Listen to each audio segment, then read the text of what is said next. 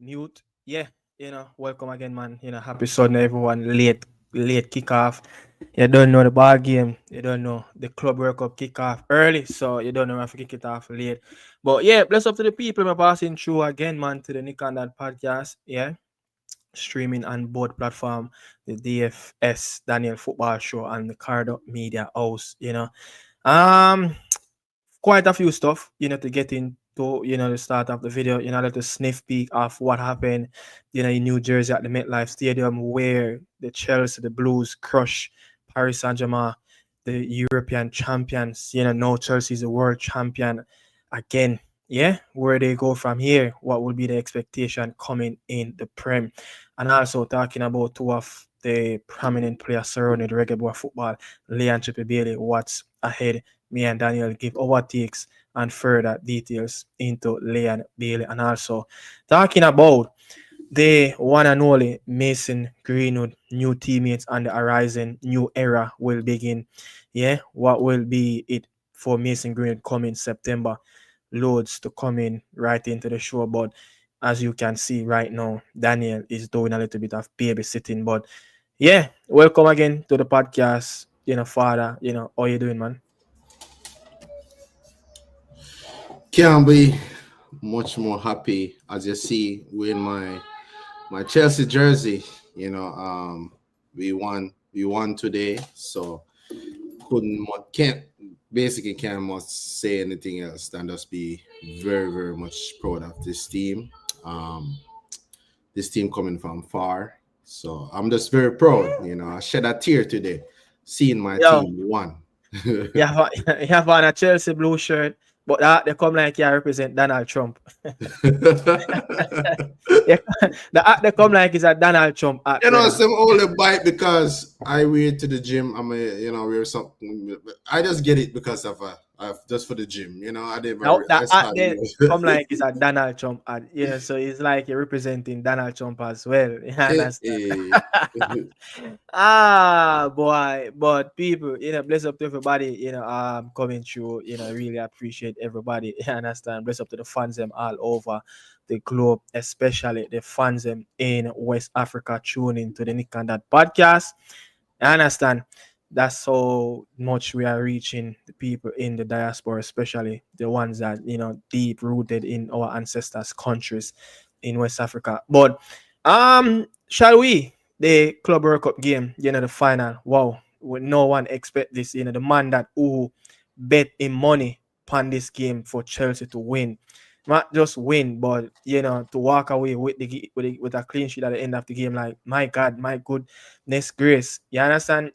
As a Chelsea fan, I was telling a Virgin that look, Chelsea might not playing their best football at the moment, but I only can remember Chelsea lose one final, and that was all it. I might be wrong. I don't have that memories. What was that next final? Against Tottenham in the quarterback cup, which they called back then Oh, the all it, the the Carling Cup. Carling Yeah, Cup. yeah. Oh, that was a penalty shootout. No, they won 1-0. I think. Oh, so I mean, see, Yeah. so you have to go all the way back to probably a decade and a half. The last time Chelsea went to a final and lose. But look, my remembrance can tell me that, like, yo, when Chelsea go to final, it's always a double for them. Over the last couple of years, especially the last decade as well. You understand? But to be honest, I was watching the game the first 15 minutes. I would say, look, Chelsea was patterned with their tactics. They knew exactly what Luis Enrique was going to offer, with his team on the pitch. And to be honest, Chelsea seems like they wanted it more. Meanwhile, Paris Saint-Germain team just seems like they just come think that it's just a walk in the park. You understand? Yeah. It just seems like they just come to think it was a walk in the park, but your assessment on your team, especially in that first 50 minutes of dominance before PSG took over the game, but you hit them on the runner play. Yeah, I think Maresca got his lineup spot on. I think everybody was wasn't sure about that midfield with Reece James Mhm. coming in and Gusto was playing at right back, and they were very very scared of Kvaratskhelia down Yeah. that left side. So everybody, even me myself, was very concerned about that lineup, but it paid off. You get what I'm saying? You get everything spot on. The team, Mm-hmm. as you said, Chelsea come out look like they want it more. Yeah.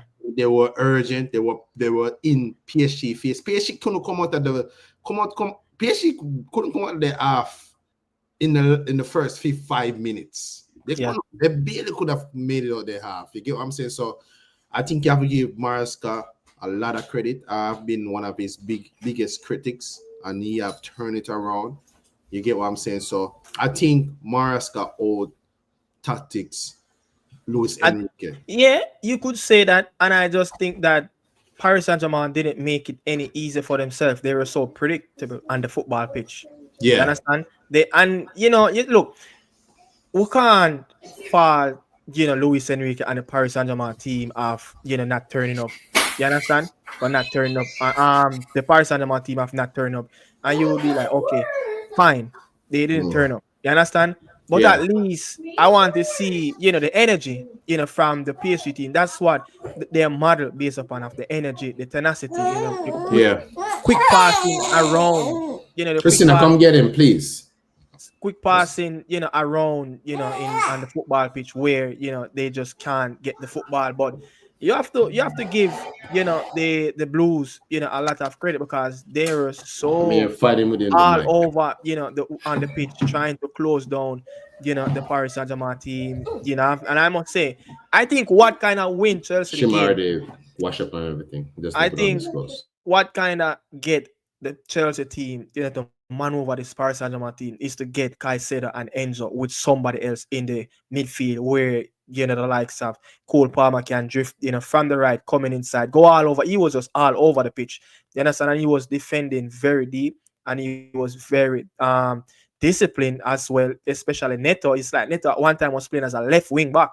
You understand? And then, when Cole Palmer is drifting, all around the pitch, you have a player like, Malo Gusto that is running that channel. And I must say, look, Gusto, you have to give him a lot of credit for what he has been doing, especially in the last 6 months, since the last injury that Reece James got, he went down and he just stepped up. But I want your takes on that midfield three, the Caicedo and the captain Reece James partnership with Enzo, bringing that extra balance of energy, and they were fight. It's like a South American warrior ship in that midfield. Going into this, when it was talking about this game, everybody was saying that PSG have the best midfield. I think they do have the best combination with Vitina, John Neves, and Luis. I think they have the. I give it to them. They have best midfield. But I always said to people that I always have confidence in Caicedo, Enzo Fernandez, and even Reece James. I think Reece James did a really good captain performance today. And I always stress to everybody that every time when I talk about that game and what I think was going to happen in that game, I tell people, do not underestimate Chelsea midfield. I think that's where the battle was going to win, and that's exactly what happened. I think Chelsea dominated the midfield today. Vitina could not run through that 1-2, and then he's onto your defense. They didn't. I think they only did that one time, and he lost the ball. They could not get through.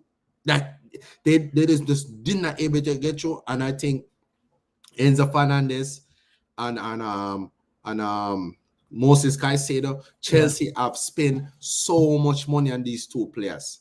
You get what I'm saying? They invest a lot. Yeah. And you can see the maturity is coming now. The potential was always there. My biggest problem with those players, it was their maturity. You get what I'm saying? And perform on a consistent base. And they started doing it now. You get what I'm saying? You start to see that consistency. Yeah. You get what I'm saying? And that chemistry and that connection with them now. So I think that's where the battle wanted it. And kudos to And then when you have a young Brazilian Andre Santos come, yeah, Yeah, they can come off the bench and bring that same energy, that fighting spirit, and yeah. you have player like Lavia that still can come off the bench. Even Drews, but he might not be the quality like those players, but Hmm. he's a fighter as well. So if you can get those bench players to to play a part as well and be more proactive and consistent, to what the coach want. And I must say, this is what Enzo Maresca like. This is what the seventh Italian manager. I think Viali didn't want anything at Chelsea. He did. Um, Viali did some once what? He won the FA Cup and the all time European Yo, Cup. yeah, Chelsea model because look, remember when Mourinho came in, 50 years they never win the Premier League final. Yeah, but they did won the FA Cup and the Super Cup and the Club Winners' Cup. Come on, man. The Premier League. Look, the Matteo won the what? Yeah, Look but at you what the cannot get Matteo rid of won. history. You Look at can't what the get rid of Look at history. what the Matteo win. You know, history. Antonio Conte won the Premier League. Yeah, What did Ancelotti won? Did he won the Premier Ancelotti League won as the well? Premier League From too. in 2009, 010, somewhere right there. Yeah, yeah, and the FA Cup. Yeah, Sorry, was sorry the the coach. Europa League. The Europa League when he beat Arsenal in Baku. Yeah, So I yeah, mean, yeah. So Enzo is not not a manager that is not going to really come in and as an Italian history said that Italian managers have always get the best out of Chelsea and get something in silverware. But I want to touch on successful tournament because we see reports already going around that Infantino FIFA have made generate 2 billion US dollar in revenue. That's like 31 million per game. The UEFA Champions League, only thing can come close to that as club football, where they generate like 28 millions per game during the UEFA Champions League. I know whatever and FIFA after playing a part in any tournament, they will make the money as much as the tickets might sell in terms of sometimes you go on Ticketmaster, you see $20-$30 ticket to go to a FIFA Club World Cup, but that's not where the big funds really generate. It's all about advertisement, the ads. That's what pay the bills, for FIFA. But successful tournament, the Club World Cup. yeah. I think a lot of people try to beat down on it. People try to say it's a glorified friendly and etc. And so I think it's the new way of football. I think this is Yeah, gonna be something that's gonna happen every 4 years now, just as the World Cup. I think this is something that clubs gonna have to look out for, especially financially. I think it was a successful. I enjoyed it. I didn't have any problem with it. You gave otherwise, and just the weather, and the timing of when they're scheduling the games, because in America, timing and Europe is very different. You get what I'm saying? So I just think that's where they get it wrong. But I think everything it was good. I enjoyed it. The Brazilian teams, all the South American teams, everybody did their part. You get what I'm saying? So yeah, I think it's gonna be better and better, and teams gonna wanna be competing it. And who else to say? Chelsea has been the one that won it, and yeah, if your team won it at the end of the day, you're gonna be feel happy. But if you didn't want it, you know that it's okay. But I think it's gonna be something that's gonna be happening. I don't know if they're gonna keep it. I feel like it's gonna happen wherever the World Cup is gonna keep. That's where remember, they're gonna. they really looking for that tournament to replace the Confederation Cup. They Yeah, really did looking for a tournament to replace the Confederation Cup, and seems like this is the one that's going to replace the Confederation Cup. You understand?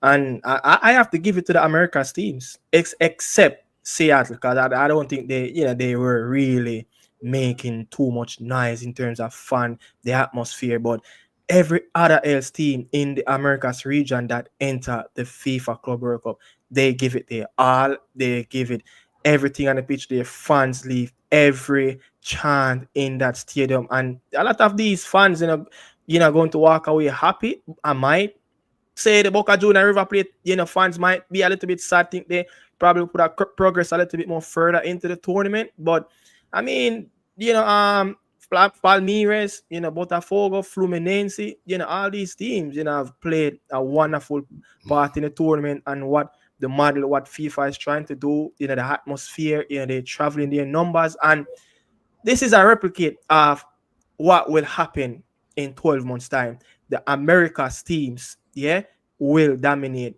the numbers in the stadium coming in the World Cup. Yes, you're going to have the mass of travelers from Europe who will come and support the European teams. You know that as a fact that will happen. But when you see, the Los Cafeteros like the Colombia, the Albe Celeste, all these South American teams, you understand, especially the L3, when they pull up for a game in the new renovated Azteca, it will be jam packed over 100,000 people. So the atmosphere will be crazy, crazy next year, and I'm hopefully it will be a successful tournament where everyone will go out and really like it. But I just want to say Ballpree TV said they beat you guys in the FA Cup final, and I do remember that when Chelsea did supposed to win that game, oh they make Yeah, yeah, Liverpool yeah, yeah. I think they did. Yeah, oh they make Liverpool yeah, drag but now. You understand? That was a final. Valkyrie, whatever remember about that. We are world champion. We're not busy about that. We are world champion. I mean, look, I want to get to something before we move on from this topic. The Luis Enriquez thing, where I don't know which player did he tap in his face. Was it Ja Andre Pedro. Santos? Jao Ja Pedro? Pedro. Yeah, You him know, and Donnarumma.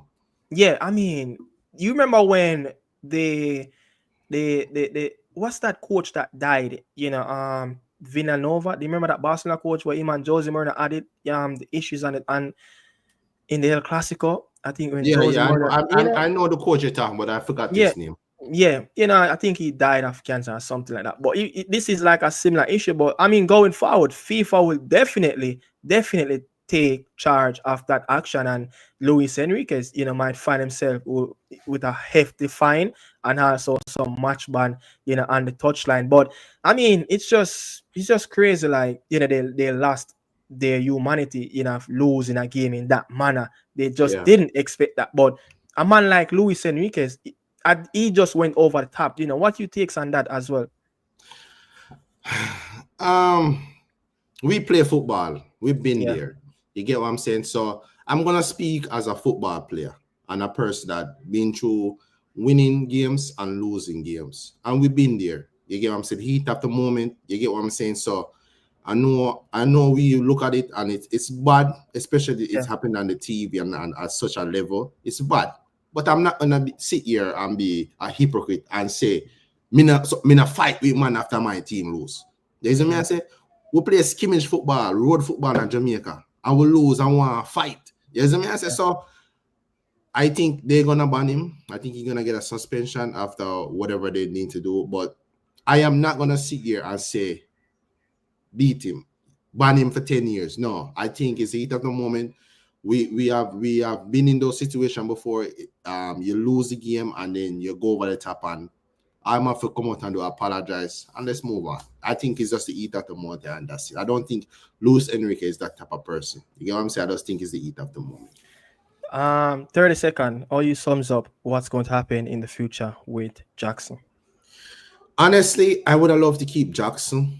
I think Jackson is a good team player. Could keep around the team. But I don't think he's gonna want to be accepted just for third place. But I would love to keep Jackson. But I could see Jackson leave. But I think Jackson wants to stay. I think he actually wants to stay. But I could see Chelsea sell him because you see what Dilap did when he came off in a few minutes. I could see that rotation with Dilap and Pedro, João Pedro. Yeah, So it's sad because I do like Jack. So I don't know why, but I kind of do like Jack. So I think he have a lot to him game. I know he's not the best finisher, but I think he have a lot to him game. But I could see Chelsea cashing on Jackson unless Jackson can do a job on the left side on the wing.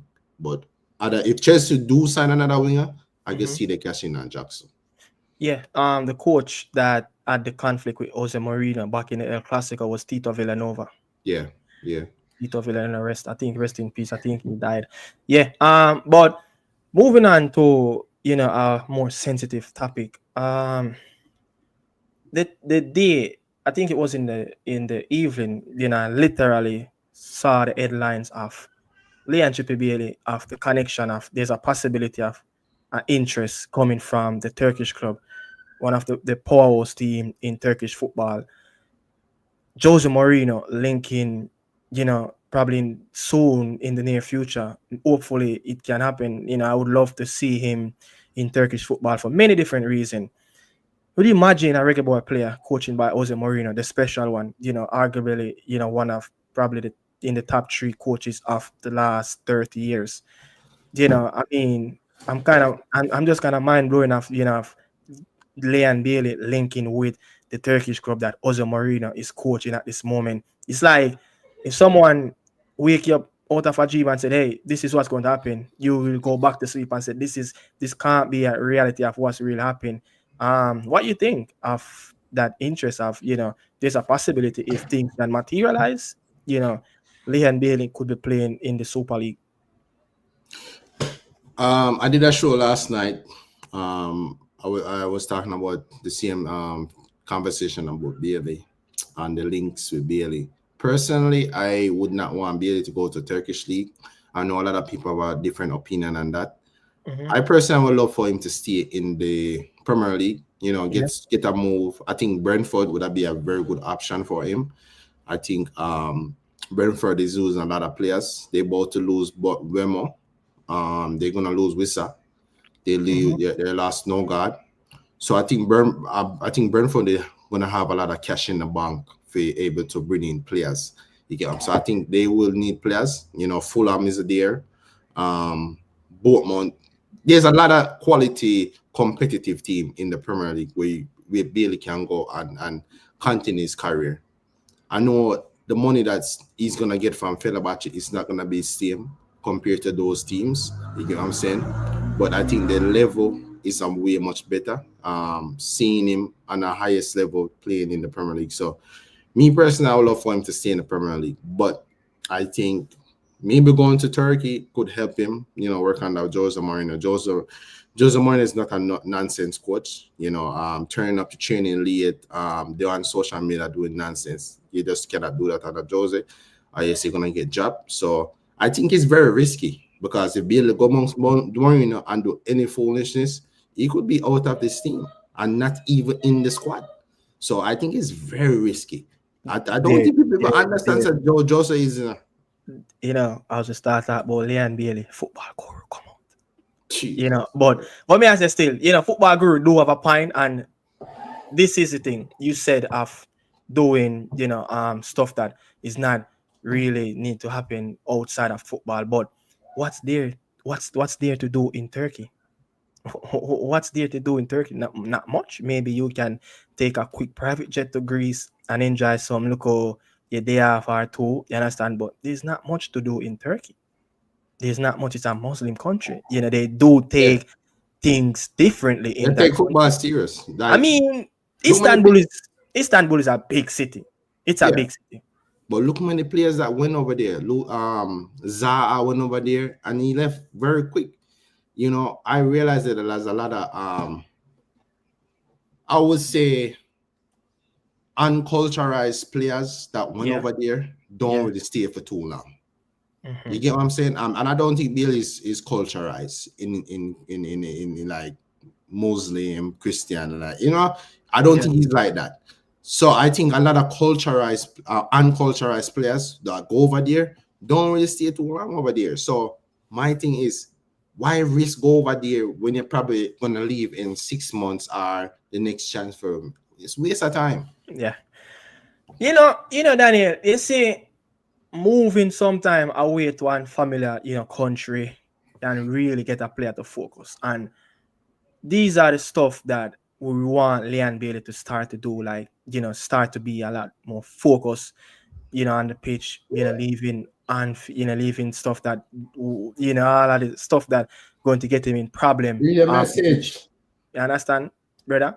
So Yeah. Bailey playing for Jose Mourinho, it can bring good and it can bring bad. We already seen Jose Mourinho calling out, the corruption of the referees, more biased towards, Galatasaray. You understand? We seen and Evo, I think it was the last Istanbul derby between the two giants. they had I think it was a Slovakia or Slovenia. Remember, I told you that they're going to have an outside referee, you understand, to come and ref that game. So there's a lot of issues Jose Mourinho himself been dealing with that football club. But when you look at it at this moment, the deal between Fenerbahçe and Jadon Sancho is completely off. They have no outside right winger other than Talisca, Yeah.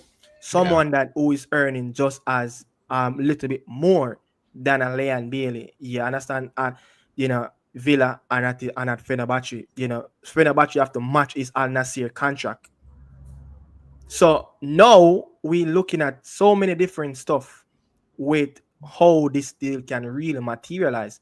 But on the field, I mean, he will do get game time, but the Turkish fans, you cannot mess with their football.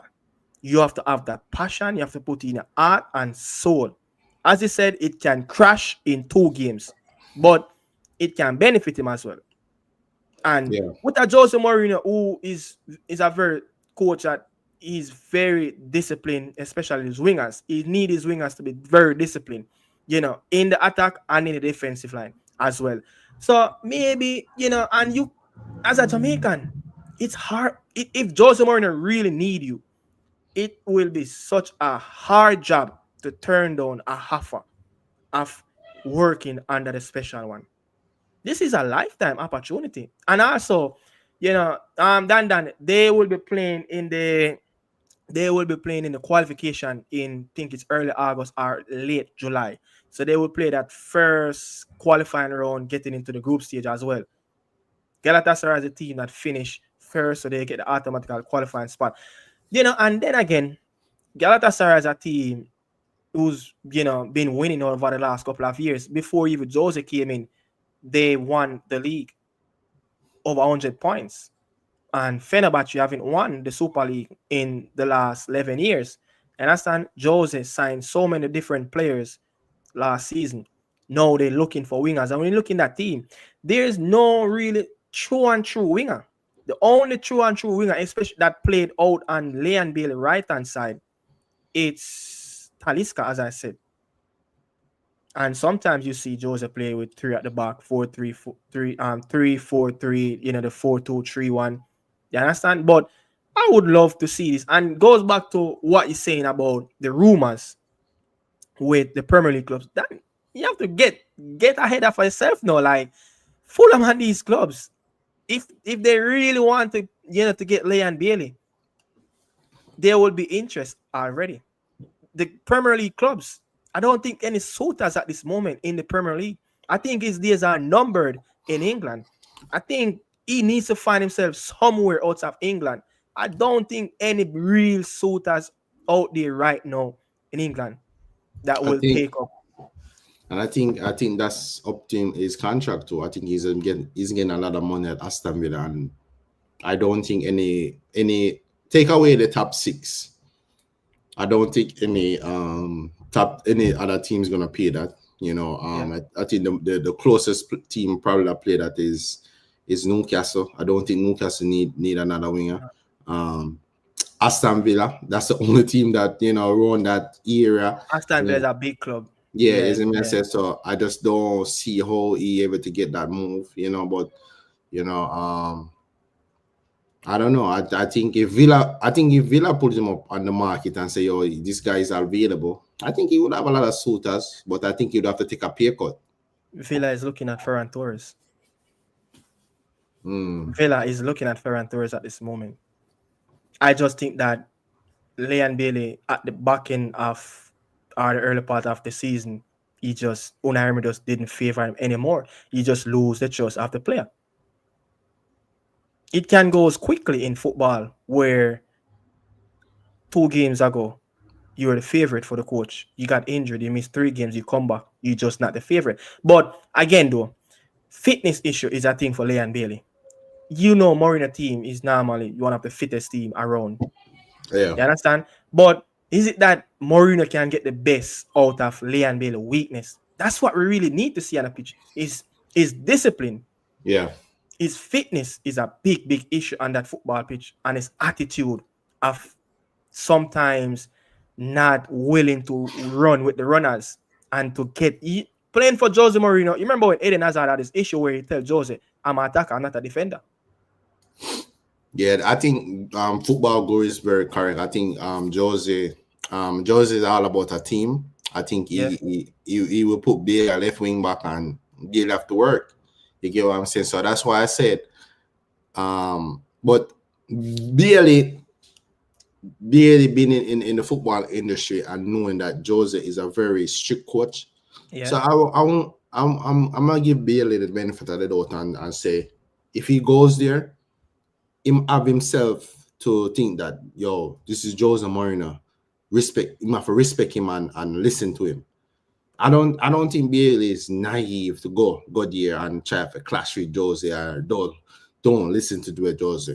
You get what I'm saying? As much as we think Bailey have an ego and I will probably think say him full of himself, I don't think Bailey will go there and try to clash with Jose. Yeah, there's no player can win that battle. There's no player can ever win that battle. You understand? So there's different parts of Leon Bailey where Jose Mourinho can really, make the player, a little bit more better in terms of his defensive structure and his fitness on that football pitch. But Jose Mourinho is not even the big issue in it, Daniel. Jose Mourinho can be happy with the player doing his defensive duties and making, what he needs to do tactically on that football pitch for Leon Bailey. But then again, remember, the Turkish fans, they are some of the craziest fans in Europe, especially the fans in Istanbul. You don't BS their football. They would let it be known early. You understand? This is not where you can go do an interview with Jay Fraze and talk about Jamaica can't not fear and go on in Turkey and said Fenerbahçe can't not fear. You will find yourself behind closed door, training with yourself at that football club. And this is not a club where you will go and have payment issues, just like what Renan Asifas, is going through, used to go through at Ankara Gochu before he was a free agent. This is a top club. This is arguably probably the richest club in Turkish football. This is a club that once was, I think, probably still in the top 20 of the most wealthiest club in Europe. Fenerbahçe? Yeah, it's. I think they value up to 500 million. You understand? So it's a very, very strong club, and Galatasaray generate all of the money, just like Barcelona and Real Madrid in terms of TV revenues. So the fans want to get back a Super League. They're giving Jose Mourinho all the power, all the money. And if you look at it, Jean Duran is at the football club. Edwin Dzeko left the club. He went to Fiorentina. But the Fred and the base of that team, I think Saint Maximan went back, to the Saudi club. He was on loan. Yeah. So the base of that club is still there. I mean, Sofian Amrabat been linking with Atalanta, where I think they're trying to get 20 mil, which is really exceeding the player transfer value. Yeah. So when you look at the team need a little bit more strength in the attacking third. And remember, Bailey's a left foot player. Coaches do tend to have something they think they can get the best out of a left foot player. And as I said earlier, the deal with Sancho is off because of the money that they're willing to bid. It was low. But then again, listen this. You know that Amaran was contacted by Jose Mourinho over the deal of Sancho, of asking Amaran about Jadon Sancho's character as a player. Yeah. And Amaran told Jose Mourinho what he needs to tell him in that conversation. And Jose Mourinho said, hey, I cannot do this anymore. So it has to be character. You have to be disciplined. So Jose don't want those players in his camp. Yeah. That's why Saint Maximan was kind of frozen out at one point during that last season, because his attitude and not willing to do the extra miles, as much as his flair was getting behind defenders, but him and Jose Mourinho have a little bust up. So I mean, you go ahead. No, I was gonna say, Jose is I don't know if he's still the same, but when we was watching Jose coming up, he was all about mentality. You get what I'm saying? And he doesn't like, I just I can't see a man like Sancho around Jose. I don't think Sancho take football serious. I think if Sancho did take football serious, he would have still at Chelsea. I think he's all about the money. So I can see. I do not, just by previous events and the whole Bailey carry himself, I don't trust him to go there. I really don't trust him to go there. All right. There, we haven't heard any suitors in the Prem.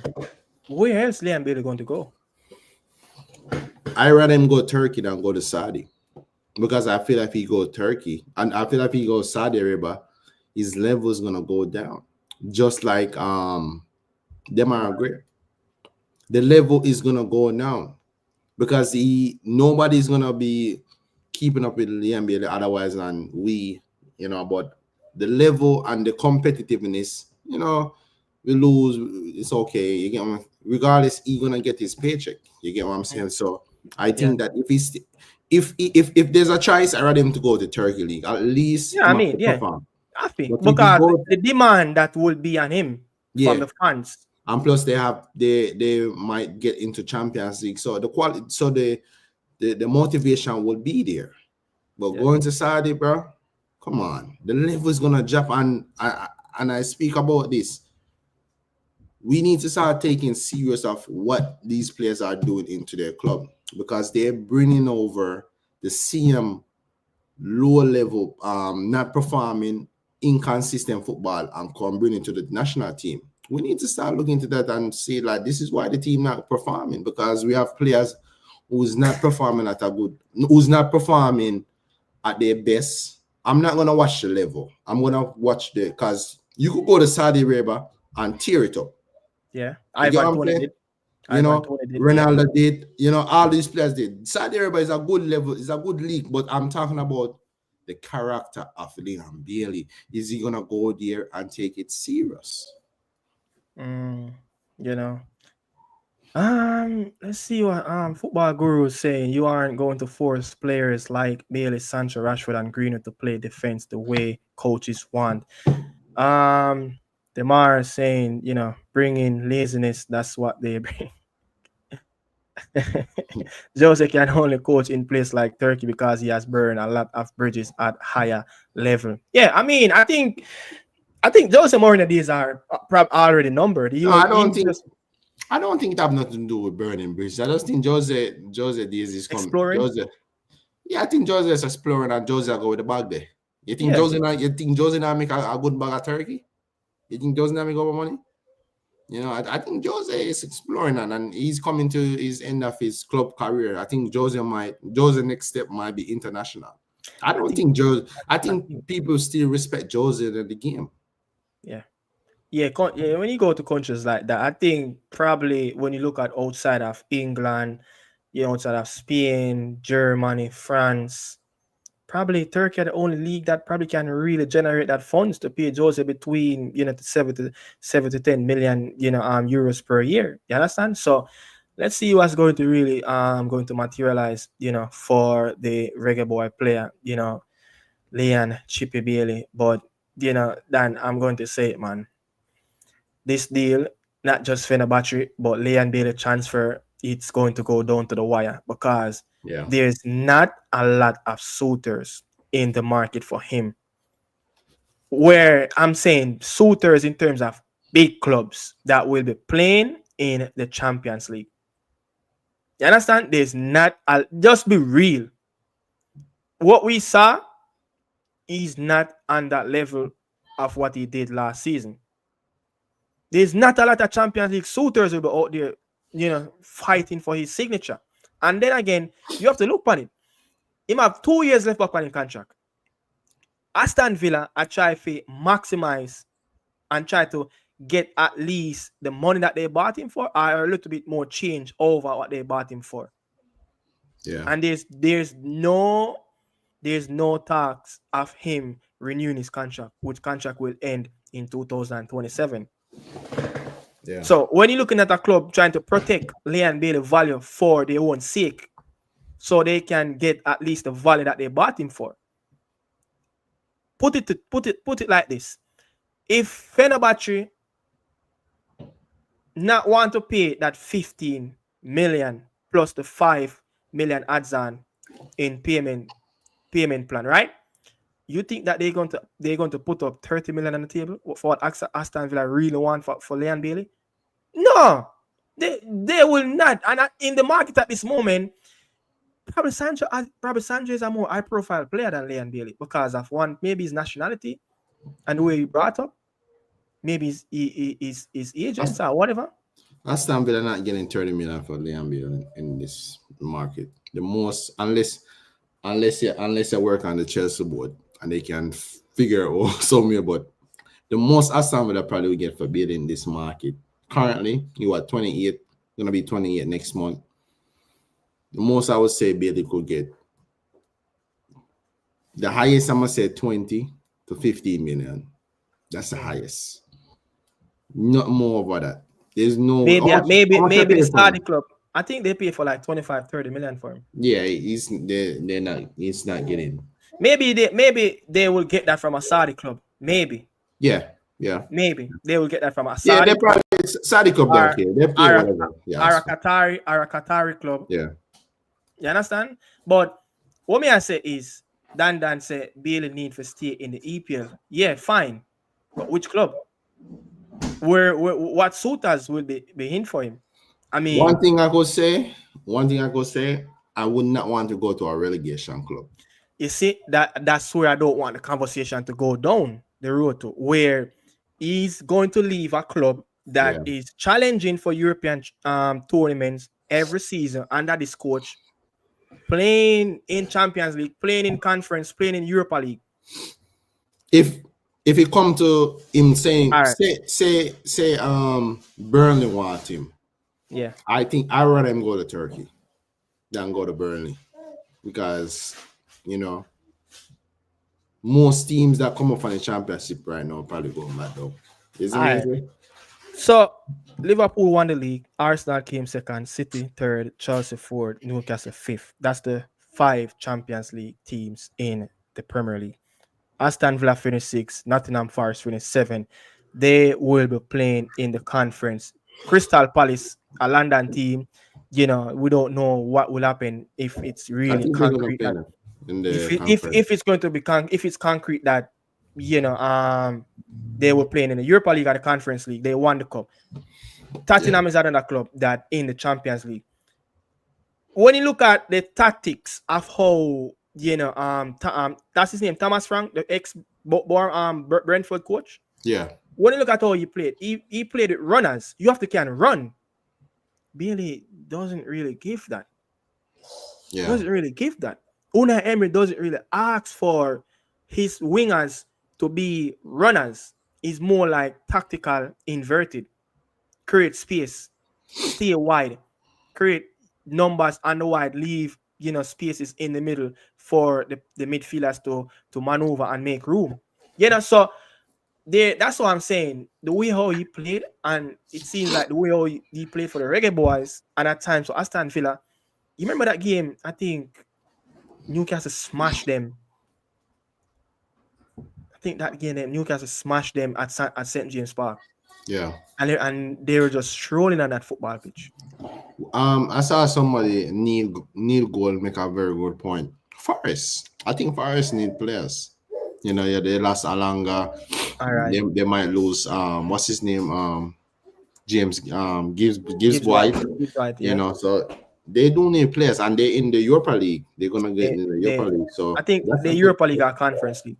Yeah, so that's a good place to go. And I think the way they play kind of suit Bailey, counter-attack football. Yeah. You know what I'm saying? So I think that's somewhere where he could look at. You see, this are Dan.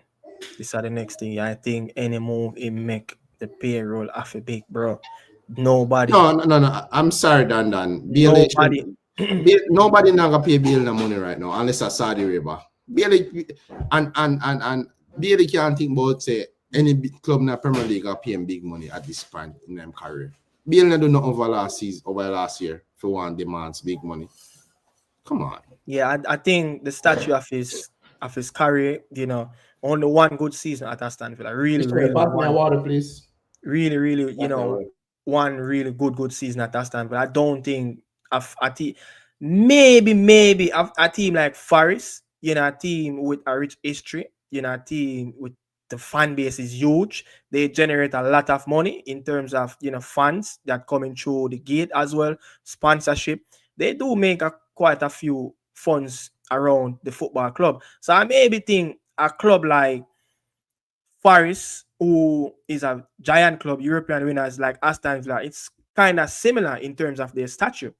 I think the purse probably Forest are the team that can really pay him close to the 6 million that he's earning a year. You understand? So I mean, it's bro, it's frustrated. You understand? But I don't.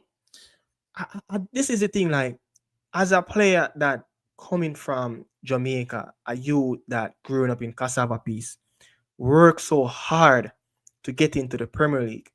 Yeah, work so hard to get into the Premier League, Daniel. From so many different roads in Europe before you meet your ends and sign that big professional contract again and manage to find yourself in the Premier League. If you're going to move from that Premier League club, my God, it has to be another Premier League club. At least put in that shift as a player. Put in that shift. A coach told me that look at Leon Bailey physique. It's no difference. It only get baggy of body fat. You understand? A coach told me this, like, bro, look at Leon Bailey and the players that he was playing with probably 7, 8 years ago, and look at their body physiques going close to the 30 mark. It doesn't represent a player that seems like he's putting in the work.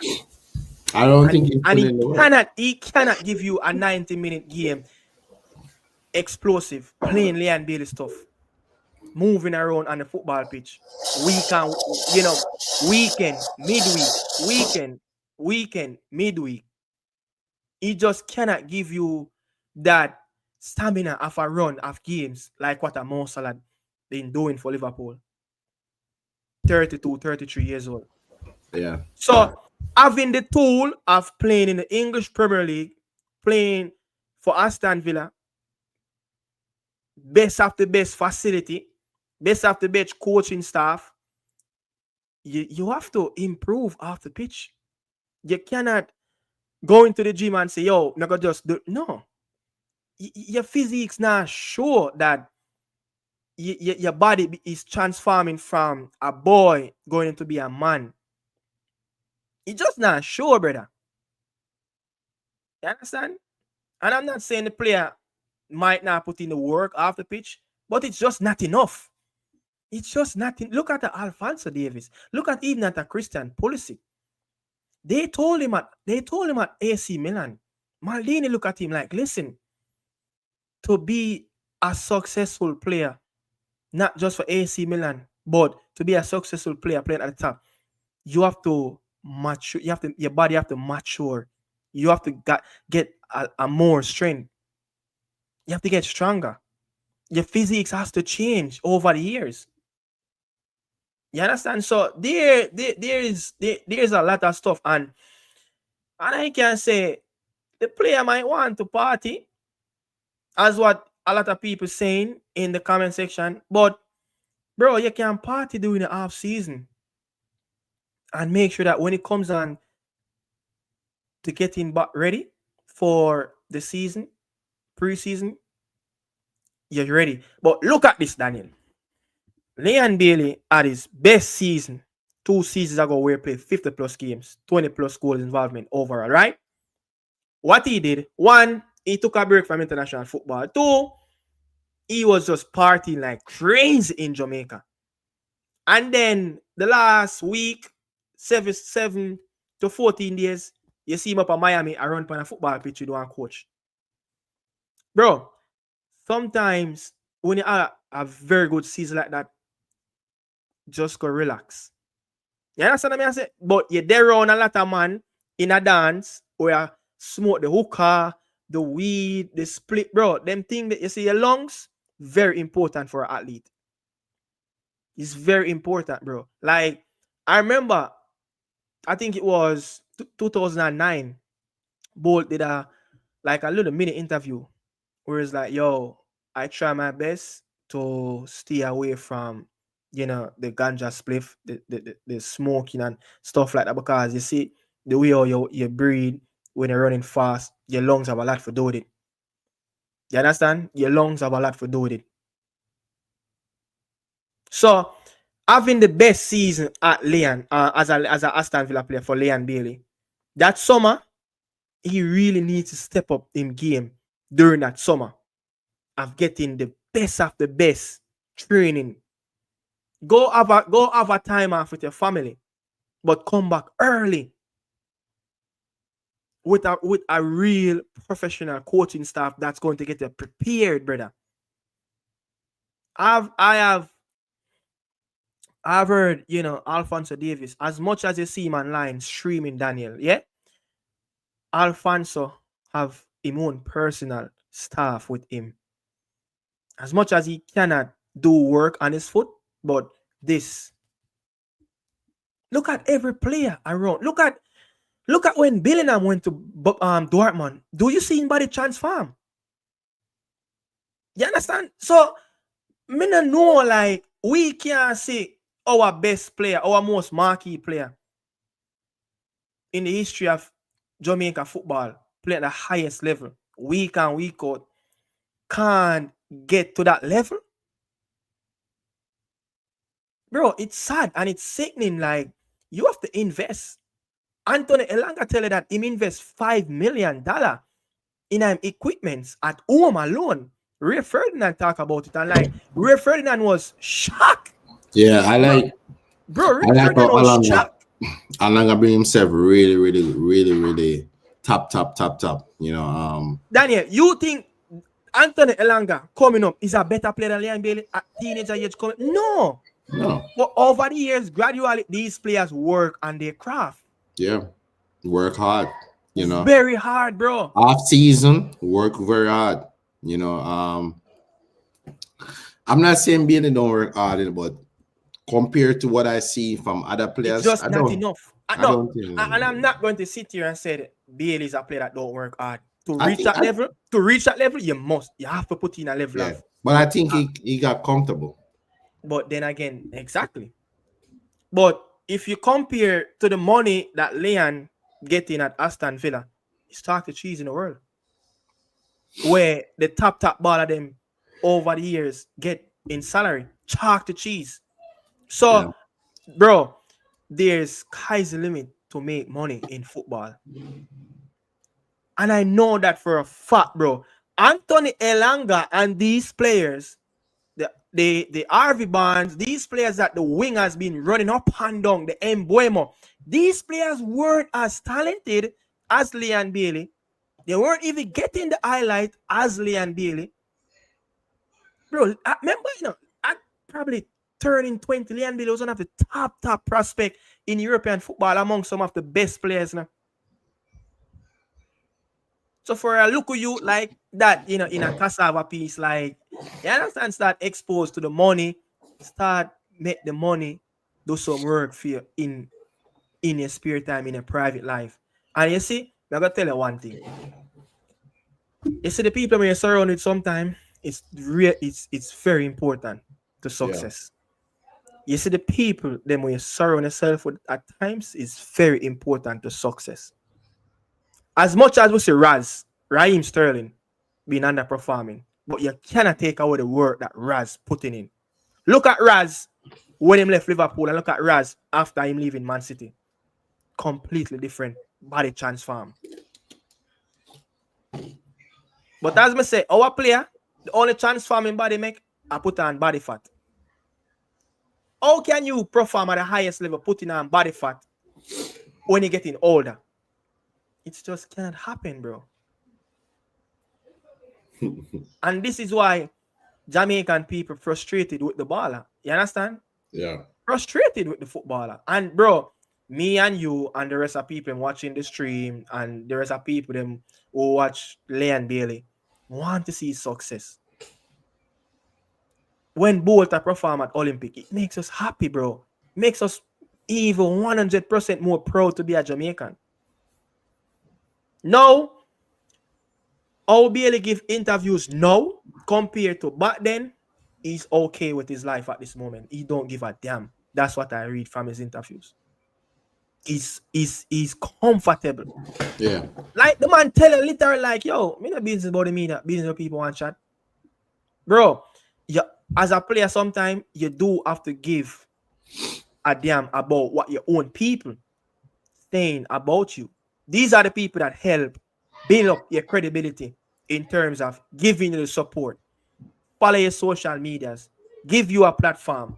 If them people around say, yo, them never did follow your social media platform, talk about you, Google you, build up that credibility off the pitch. Bro, Jamaican people done a lot for him as well by supporting him. You know it feels to be in a room where nobody supports you? Yeah. And to say Jamaican people, Jamaica, it's like Jamaica can't do anything for you. Jamaica has a lot to do for you, my friend. So I think the love for the country when we have one time when I rave the black, green, and gold in Europe for Genk and the real partner in a Germany, maybe that passion was there. I don't And think maybe this. and maybe it was just to get at this level and just to say, okay, I make it. Yeah. I mean, £6 million is a whole lot of money for any youth growing up in one of the slums in Kingston. You understand? So, as me say, the interviews when we get from him now, Daniel, and interviews him back then you could hear how he want to get success. Now, it's all about him just not care, him money, this, him comfortable. Them words, bro. You have never heard Ronaldo at his age saying he's comfortable with life. But hear this. You have the right to say all of those things and feel how you want to feel. But I see, I leave the responsible for the JFF to move forward and do what's best for the team. Because if Bill is still gonna come and play lackluster and not performing, I have to blame the JFF. You get what I'm saying? Because we are, I think, for what? to constantly have him as the poster boy for the team. Oh, maybe when Greenwood come in, they will try to little bit by little bit try to push him aside. Yeah. You know what I say? But I think that JFF after Anga Bailey situation well good because I think I don't know what Bailey and JFF have, but until then we would know. But my past stage with Bailey. I do. You know, I tell people him rich, him having money, da da da da. My past him stage. You get me? I say so. I'm hoping the best. I think the next move gonna define his rest of his career. His next move is very crucial. Yeah, very crucial. His next move is very crucial. Somebody said that Leon Bailey is a legend in Jamaica. I don't know. Bailey is not a legend. Neil Gould said Bailey a legend in which Jamaica? Question mark. A must Jamaica Avenue. Being okay, being a legend in Jamaica, didn't care about the rest. Bailey. To be honest, I mean, you're probably making a claims. I'm not, trying to discredit what you said, but for me, my opinion, I don't think Leon Bailey is a legend in Jamaica. Bailey himself not telling him not a legend. Bailey's not a legend. Bailey haven't lived up to that standard as a reggae boy player. But going down as a legendary footballer for Jamaica.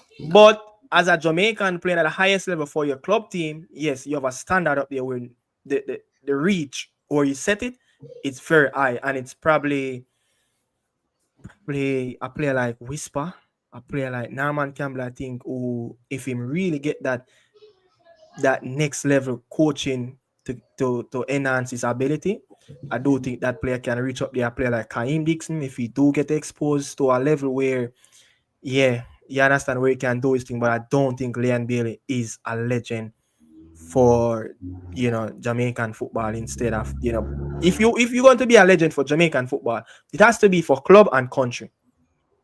It has to be club and country. You can't just want to be a legend for Jamaican only play very good when you're playing for your club. What about in the country? You know the thing, like when you say the national team, I get batter bruise on the football pitch, where I get run over.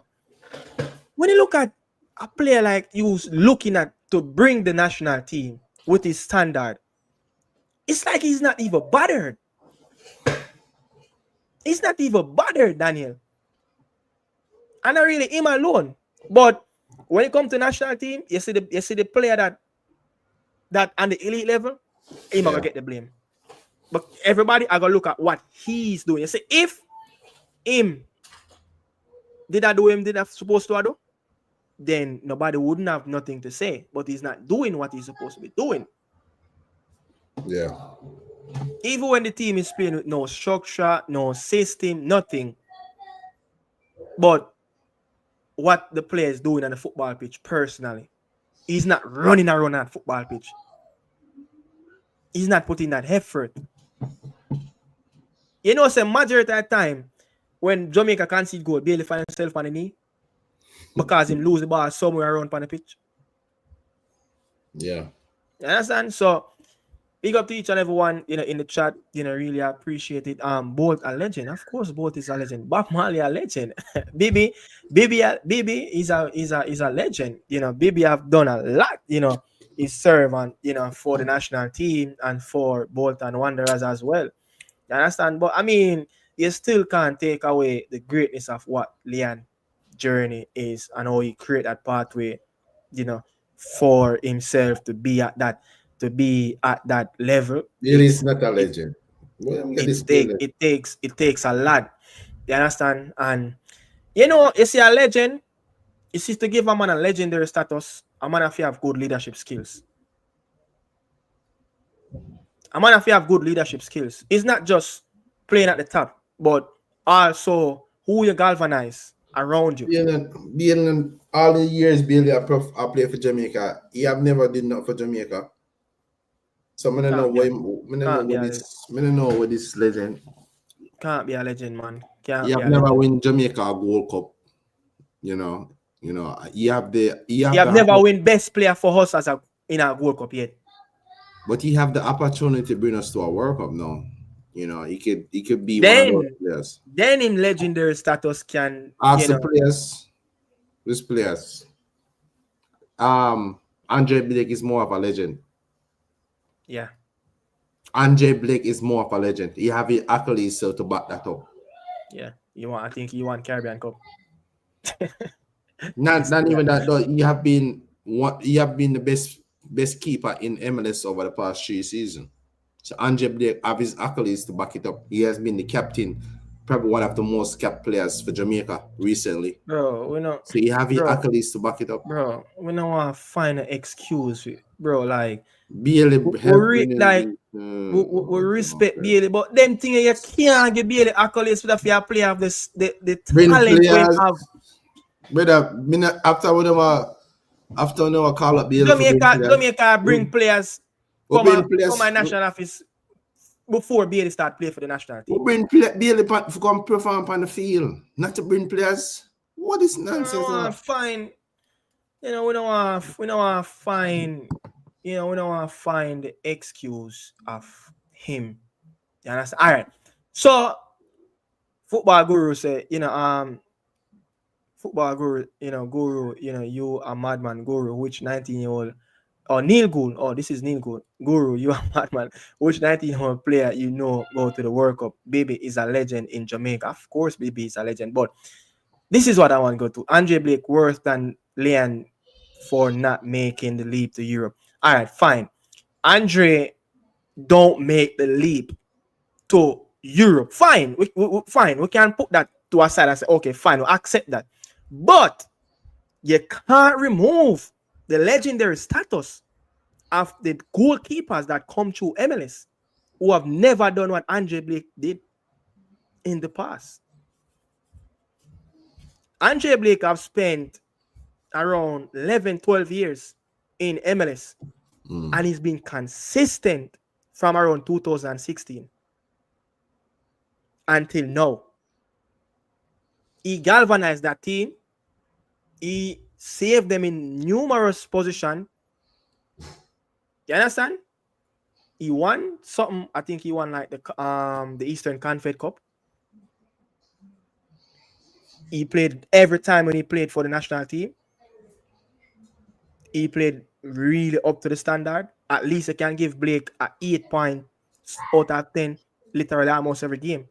So he performed. Everybody can remember some performance of what Andre Blake did. Who remember that game at BMO Field? He literally saved us in that game. Meanwhile, everybody was talking about Bowser goals and the Bobby Reed penalty. But Andre Blake in that first half made like 3-point blank save. If you ask me, what is the performance our fanboy gave us that we can really remember, like, yo, this was Leon Bailey. Don't even come to and tell me about this Guatemala game that he delivered one cross to Jonathan Russell. You understand? But Andre Blake spent a decade and more in MLS and in putting foot in that league where every time in a year Andre Blake name, he's one of the best in CONCACAF. Yeah.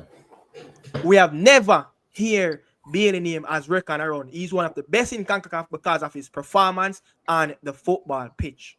Mm-hmm. Never. So I do think that maybe, Andre Blake, whatever reason, didn't make it to Europe, but at least, bro, Andre Blake is one of the best goalkeeper, or probably the best goalkeeper at this moment in the MLS. And over the last 5 years, especially. 3-time goalkeeper of the year. Which other goalkeeper have done that? You understand? So him dominating field both for club and country. So you can't erase what that guy did. The only thing we can give Leon credit for, after tried the journey through Europe, go to many different countries, begging to play and stuff like that, and keep a level-headed while, under the leadership of Craig Butler to guide you through, because you see, people don't really understand at times. You see, to be successful, you have to have that power behind you, that when the head drop down and looking at your toes like, can I make it? A Craig Butler come and one slap in your back with some words of encouragement that's going to lift you as a player. That's going to motivate you to even go harder. So we have to give Bailey him credit and him flowers for that. I've make it to Aston Villa, playing in a quarterfinal Champions League. You understand? You have to give him that. That journey there, and every player can match up to that. And every player have the spirit and the work ethic to get there. But when they get there, remember, tell yourself that you see the hard way take it for reach up there. The simple things get your back down quick as possible. You understand? So Bailey, we have to give him credit for when him to reach that level there and can earn decent money. When him can take care of people them, move them out of cassava piece, take care of them, old lady, take care. I don't know if his father's still alive, but whoever, family member. You understand? So you have to give him credit for that. Him earn that. Him earn that respect there. You have to give him that. Him earn that respect. We've seen many players break to get to the elite clubs in Europe. Many clubs around the world, our Jamaican players, they break before they even reach the Premier League standard. So you have to give him that as well. You understand? So as I said, the mental capacity, like that we did it. But moving on though, Daniel. Enough is enough of Leon Chippy Bailey. When we do a video, I say, yo, Greenwood, best position on the football pitch is on that right wing, and whoever the coach feel like is his main player on that right hand side, they're going to have to bench. You understand what I say? And people are saying Mason Greenwood should play through the middle, play as a number 10. Why you want to move a man from his most successful position to put him somewhere where creating is not the biggest attribute of Greenwood skill set? Playing as a number 9, that's not his biggest attribute on the football pitch. Yeah. I do think coming off any one of those wing, especially the right hand side, that's where you get a more dangerous Mason Greenwood. You understand? If you look at it, for Getafe, I think that team played 4-4-2. Yeah, that team played 4-4-2 where they have these Spanish teams have a system and how they play 4-4-2. Unai Emery doing it. Greenwood play the 4-4-2. Sometimes players are right winger, sometimes players are left winger, but most play through the middle at times in that Getafe team.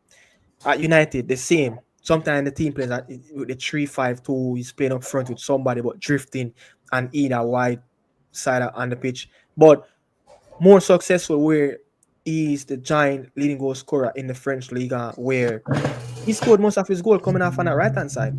A Yeah. player that who have taken the most shots towards the goal in French Liga be Ousmane Dembele, I think by 20 plus shots in the campaign. It's crazy, we want to move the player where he's more comfortable. And I don't think Jamaica have the players to play 4-4-2. Our players are not disciplined enough. Yeah. Not disciplined enough. And we don't have the coach to set up that 4-4-2 formation to beat down a team. Steve McCarron out of him dead in many ways. And managed to ask him to play 4-4-2 is just ridiculous. Yeah, I don't understand. It seems like a lot of people don't watch Greenwood play. It's like they don't watch him because they might throw out all these position where to play forward, number 10, da da da. Like Greenwood all entire career is playing on that right side. Even when he was at United, he was playing on that right side in a social. So me get it where them get this number 10, number 9. I don't know where they get this from. Maybe at the youth level, he did play as a striker. As a striker, but yeah. playing at a striker at the youth level compared to senior football is different. You get what I'm saying? So when Mason come, he's gonna be our best player. You don't play Messi at right back. You don't play Ronaldo at central midfield. They play them where is their best position for them to affect the game. That's where you play them.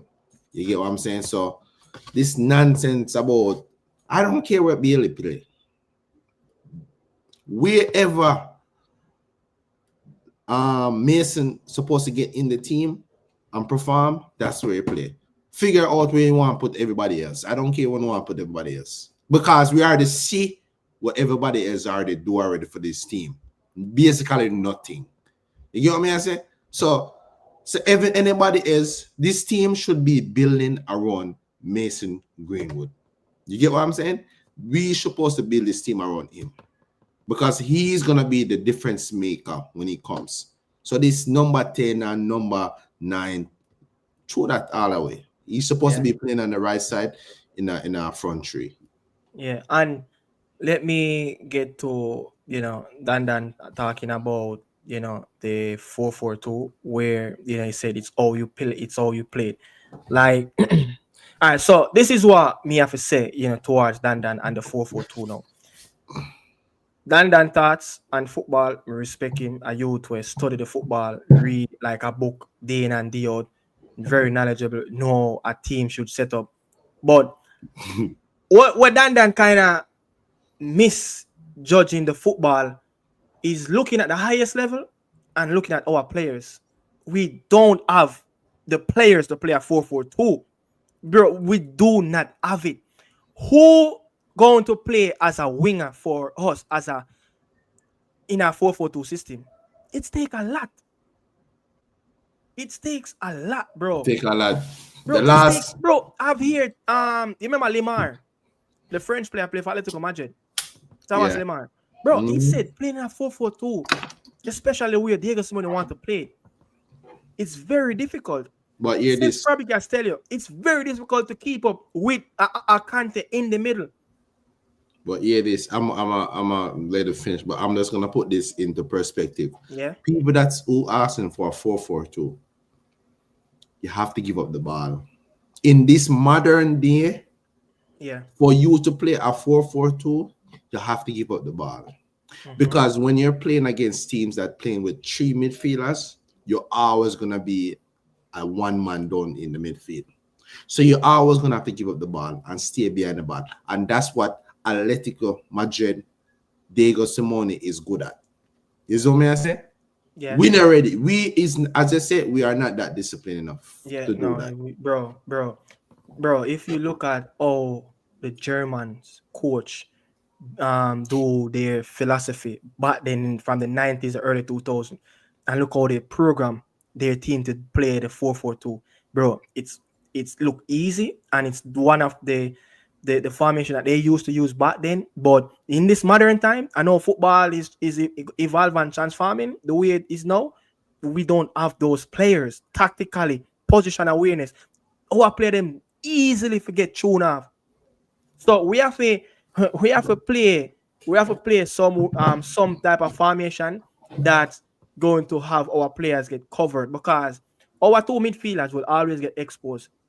You think when the football is on that left hand side and the left winger is defending, one of those midfield, the double pivot, has to go over to help. Depends on the circumstance. Yeah. And then that right winger automatically become one of the double pivots in the middle. If the ball sets up, boop, one diagonal pass, how quick, how much strength that player will have in his legs to get out there quick. We don't have anybody in our team.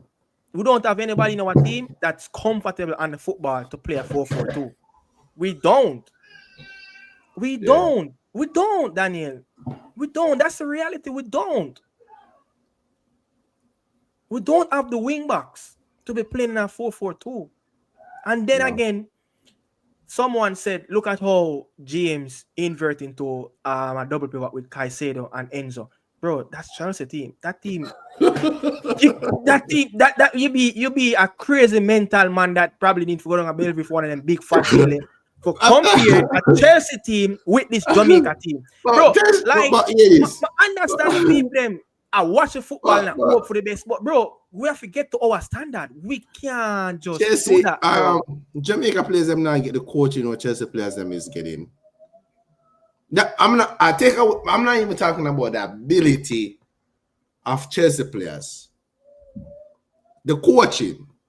You think Steve McLaren have these ideas to put out to these players and where to position yourself, where to be on the field, where to Bro. collect the ball, how to drop back. These are all the information you have to be getting constantly from these coaches. We don't have that. Bro, We don't have that. we try a lot about if you play as a right back and an inverted man to come in the middle and he just look poor. He cannot do it. Dexter Lembe Kisa, he just cannot do it. He's not comfortable on the football to do that. So who we going to remove? And I don't want the fans them to be too much delusional in terms of we have to remove Bailey from his post to facilitate, a Mason Greenwood and to put Bailey somewhere, because one, Leon Bailey cannot play as a 10. He just don't have the work ethic. He just don't have the work ethic to do that. A modern day 10, it's like a player like Gibbs White. You have to transition up and down on that football pitch. And Leon Bailey barely want to run box to box when he's a winger. So would you trust a player that who arguably don't have the work ethic in the black, green, and gold shirt to play as a 10? No, your two midfielders will always be exposed. You understand what I mean? I say, so I get, bro, you know why the football looks so different and it looks so hard? Like if our players them can't transition, and if our players can't do that, I know these players must have a level of IQ of one to play the football. I know they develop. I know they can play the football or they can think the football, but to get that out of a player, he just probably cannot do it by himself. Players have different type of challenges, just like our students in our class have different type of challenges where it just need a teacher to get the best out of him. Like me, going into Calabar is like getting, the maths and getting exposed to a different type of maths. I have to get special treatment. I have to get one-on-one tutoring. And it's not like I couldn't do maths, but me need a teacher to break down the formulas because going to a CXC and to do maths in CXC, if you can remember 80 to 90% of the formulas and how to do the maths, you can at least solve the problem and try to find an answer, especially if it's a multiple choice. You understand? Yeah. So as a student, sometimes you do really need a teacher sometimes to get the best, and because you have students that have the challenge Yeah. in the classroom. Just like I was a very challenging, try to do the maths work, but I just couldn't get over 60 on a maths exam, a final exam. I just cannot get it Yeah. until that teacher really sit me down, brother, and break it down 1v1 every day. And the crazy thing, me used to take 30 minutes out of my time. Cause this did happen when this that when me have play football. When I got you. That's the calabars that ends. I mean, bro, Calabars are ends. Calabars are ends. Everybody know that, but bro, the schoolwork are the same, bro. The schoolwork with the traditional schools is the same, bro. But you do really need that teacher to help you, bro. Like just like me see I need help, brother, in a Yeah. maths. You get me? My sister, I need help in a maths, and me usually take like 15-30 minutes out of my training time just for have that class, brother, every day, Monday to Yeah. Friday. Even when man start wash them face in a bathroom on Friday, I got a bus park. We go look, Merle Grove, bro. Me usually take the time out, stay back at school, brother. Mm-mm. You understand me, brother? So just like that, our players them do need help from Steve McLaren. Need help, brother. The players them cry out for look of help as well. As much as them not really do them job on the football pitch as players, but you can see that the players last on the football pitch of what a team want to do on the football pitch. So a 4-4-2, bro. A 4-4-2 at this moment, it just cannot work. And do what Enzo Maresca do for put James in that midfield. James is a far better player tactically, technically around the pitch. Very strong, exposed to a high level coaching regime, coaching staff. You understand different things that the regular boy players don't have in the disposal. Yeah. So one of those players can achieve that. So if Mason Green needs to play on the right, that's where he needs to play. And the argument done. If Bailey needs to find himself on the bench, that's it. If the coach believe that him can put him somewhere and it work, kudos to him. But I know that's a difficult job to do. You get what I say, brother? So our players then, bro, our players have a lot of challenges trying to get the best, bro. And I like the player Leon Bailey, and even though I put my back behind him, like, yo, I don't care no more. But me still deep down want the best for the team. But look at it now, Daniel. We want to try to place the player in a number 9 position and a number 10, right? You know what Deserve did this season? Aubameyang is negotiating a contract right now. Play as a number 9, right? You think Maupe, you have Guri, and you're going to have Abo will join at the club back again after one season away from the club. You think Mason Green going to play through the middle? No. No. He signed Angel Gomez. He's a 10. But hear this. I think international football different. A lot of players were they play the original players for their club team, and then whenever they come to the international team, they try to pick up a more defense position. But I still wouldn't want that from Greenwood. I think Greenwood will be very much best to stay on the right. But I could see him try to be that leader for the team, as an attacking player, taking up some of the number 10 position and pick up the ball. You get what I'm saying? Yeah. You see me? Like take the scrap of the game in them hand, go win the game. Stuff like that. But naturally, I want him to stay on the right side. Whenever the coach put out the team and set up the team, that's where I want him to start off. You get me? I'm saying, but I think Greenwood really need to just build the best the best team around him, and hopefully we can get the results. Yeah. Yeah. Bro. Roberto De Zerbi had built a team for Mason Greenwood play on the right hand side. You get me? I say because not like because you stayed, not because you're going to play on the right hand side, you're going to be stuck on the right hand side. This is a player that can really roam around a football pitch. They have done it. You get what I say? You see, Yeah. like how coaches place other players to facilitate a luxury player in the team. Can we do that?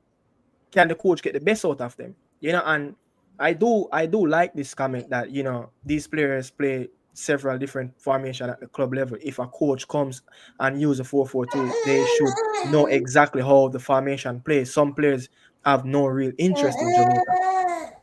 I don't I, I don't I just think I don't know if they don't really have the interest, but there's something on that football pitch when they put on that black, green, and gold shirt where I don't know, man. This is $1 million question. Like, it's not these players commit to play. Why are they traveling 7 hours every international window to come and play if they're not commit? I think these players do have a level of commitment, but I think, as I said before, you see the standard where our only World Cup team went to in 98, there's no standard around this current regime. You hear me tell you? There's nobody in the player camp is holding anybody accountable for the standard. And you see Blake, all right, I give you a scenario. The first half, when we play Canada, BMO field, I was sitting right behind the reggae boy bench, right behind the bench, very close. You understand? But for the second half, I go behind the goal where Blake did a keep. Bro, Blake as a goalkeeper, I have me never know say Blake was bad word. Like the man was living it in the goal, having a lot of words with himself. So me I say like, as a captain, is this a real captain that's going to be vocal in the dressing room around the players, where the players will listen, or where will this player will go toe to toe with a player like, yo, you go up in a Demar Gray face, or you go up in a Amar Bell face, and make him know say, yo, dog, this not gonna work, brother. Are our players, our leaders really holding these players accountable? But then again, the leaders on the pitch, and the leaders in the dressing room, and the leaders on the bench, they are not holding themselves accountable. So they're going to hold any player accountable. So I do think there's a bug around this national team where it just needs to get rid of. There's no standard within the player group, within the coaching staff, within the admin. There's no real standard, brother. Who in the JFF set a standard? For no say, yo, the admin need to do them job for make sure it's a Steve McCarran did supposed to have assistant. There's no standard. Who are all speed a standard for when him not do certain things. So no say, yo, if USA come and take assistant coach, McCarran supposed to know say, yo, if them not come to you, you go to them and you say, yo, they have a backup plan. Who is holding these people with standard? Who is holding McLaren at a high standard at the failure of the Gold Cup? What went wrong? What went wrong with Grimmy? Why Grimmy have left? And I do see no accountability, no standard, nothing. Yeah. I do see similar traits of Grimmy last sets of interviews and McLaren last sets of interviews. I do see McLaren trying to tell us things and trying to speak like Grimmy did try to tell us, yo, if you sometimes read between the line, these are the stuff that happening. Like the man did say like the selection issues, I think, between Whisper after that, was it the Copa America? You don't know what went wrong. You get what I say? So there's similar traits of interviews of the two coaches in their last time coaching the Reggae Boy team, where McLaren is literally telling us things and body language like, yo, it's just something is happening. Bro, there's no standard. You can't just go up on a football pitch and play. It takes everything to be successful on and off the pitch. Yeah, You I get me? I think say? it take off the field as well. Not just on the field. Not just the football. You need the management and the full staff to help you out. You see me? I say so. What's the problem, brother? You get me? I say so. Miserable man. Joel Walter said each time I watch the Jamaica play, my head hurt me. These players can't be professionals. Mm-mm. You know the thing?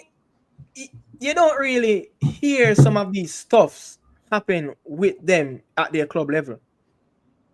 You don't really hear a Man, lot of I these take stuff. Jamaica football serious. No, and I said them take the Jamaican thing serious now, Daniel. I do believe there is a level of commitment where some of these players do want to be successful with the team. But when you look at it, when they try to do the best, but when they look over their shoulder, this is why I said, you see, for our player like Haheem Dixon and a player like Dujan Whisper Richards and some other young players that can really come in this team, bro, them have to be careful because the virus will catch them. The virus will catch them, brother. You understand? And as somebody, Guru said, you have to respect your captain to follow him. Blake don't look like he has everybody respect. I can't tell if there any player in our squad who all players will respect. Leon Bailey is that player. Leon Bailey, when him speak, players will listen. But do he have that leadership? Doing it for his country? Does Leon Bailey really have that leadership? So look at it. There's an eye opening, and I'm going to open a lot of eyes for our people that really supporting regular football. If you look at a lot of the African teams, yeah, a lot of the African teams and a lot of mediocre teams in Europe, look at the player that is playing at the highest level. Look at the leadership skills that player brings to the national team. That player is wearing the captain armband and living up to expectation and doing I want to take that back, living up to expectation, because a lot of players fail to live up to that expectation, but you see the intention of willingness, what that player is doing, trying to galvanize a poor team.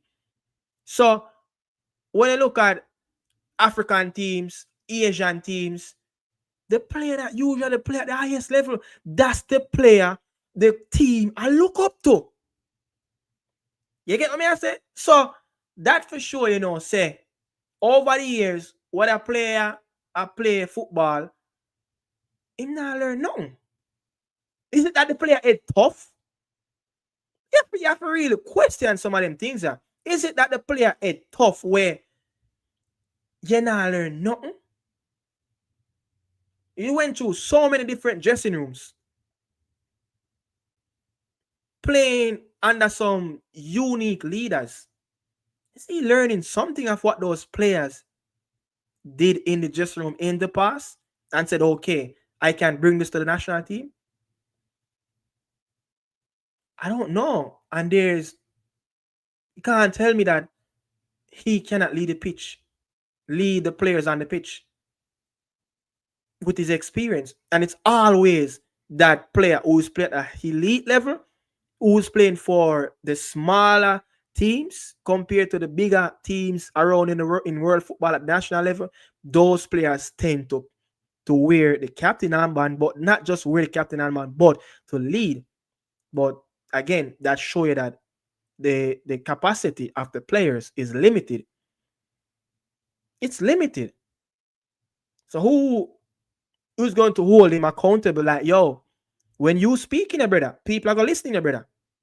You get what I say? When you speak, people are gonna listen, brother. So many think nobody in this national team for the Reggae Boys right now can hold nobody accountable. Because guess what, Daniel? Who no come from jungle? Who no come from Rima?